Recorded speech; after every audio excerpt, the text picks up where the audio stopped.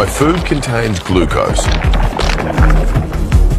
the fuel that feeds the trillions of healthy cells in my body. But that glucose also feeds something else. Zombie cells. Old, damaged cells that have lingered beyond their useful life. By spewing toxic sludge, these zombies infect other healthy cells, speeding up the aging process. Everything from hair loss and wrinkles to the onset of arthritis, cancer, and dementia.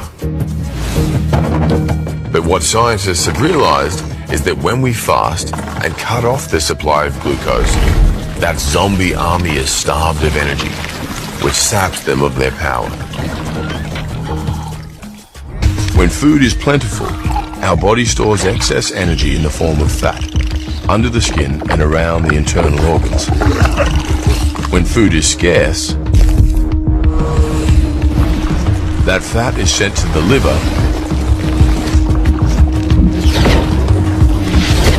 where it's turned into an alternative fuel source called a ketone.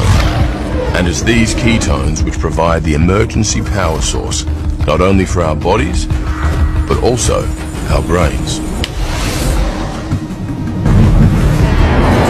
Remember those toxic zombie cells aging my body? Well, they're not the only things getting dealt with. Even inside my healthy cells, there's wear and tear. But scientists think that without food to process, those cells can switch into repair mode, fixing damage, cleaning up garbage, nipping any problems in the bud.